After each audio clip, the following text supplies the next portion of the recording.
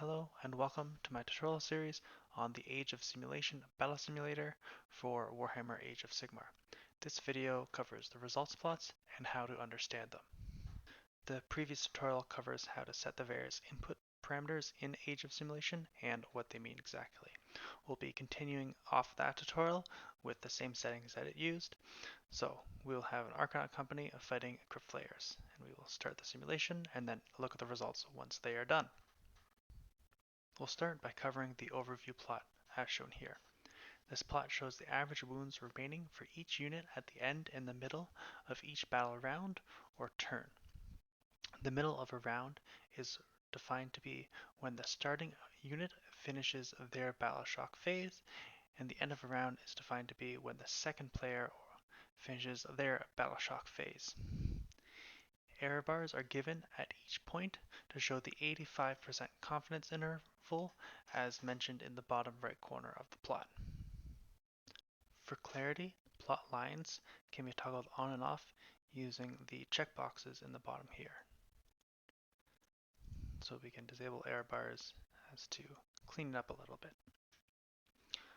Additionally, we can save the images and all figures using the save image or save all features. So if we save all, it'll save all the figures in all the different plot tabs, and it'll be saved to the folder as shown here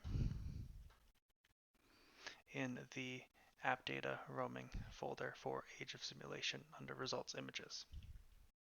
Alternatively, we can just save this individual image using the Save Image button, and it will save the file in the same location as before.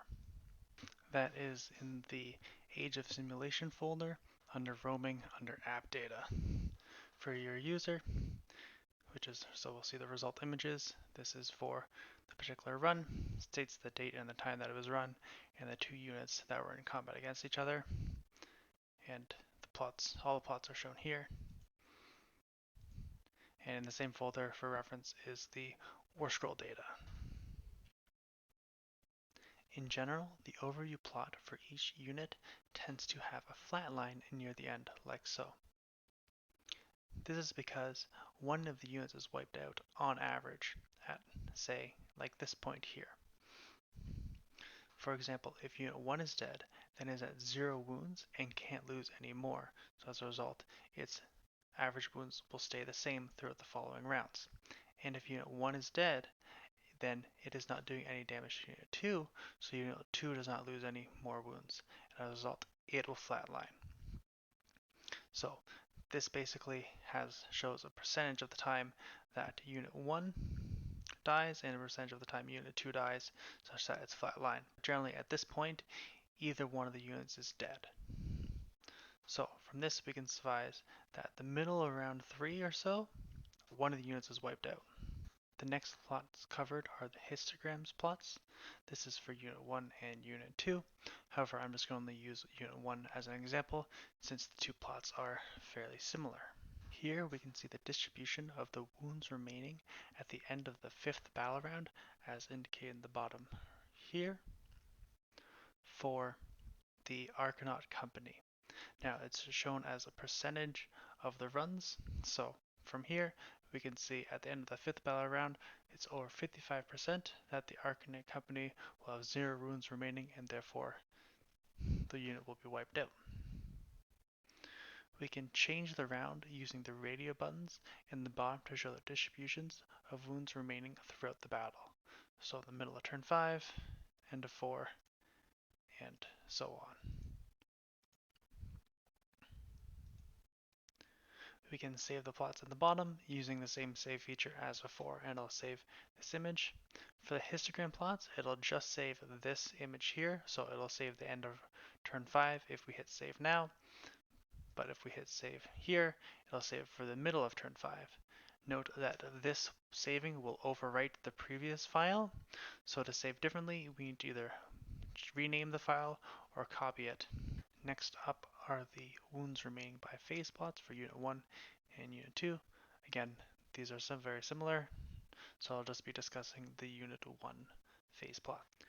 These plots show the percentage of wounds remaining or lost during various different phases. So the blue here is the remaining, and the various different colors represents wounds lost during various different shooting phases or combat phases or battle shock phases, etc. So this is given as a percentage from 0 to 100. So overall it shows something fairly similar with the flatline approach here to the overview plot for the Unit 1. This is very interesting plot to use as it shows where the wounds lost came from.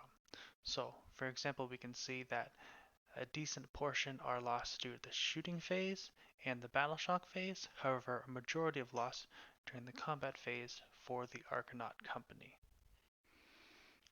It gives us an indication of where the damage is coming from. But for the Unit 2, which is for the Crypt Flare, it doesn't lose any wounds due to the battle shock phase. This is due to its high bravery. The next plot up is the detailed overview. This plot is fairly complex.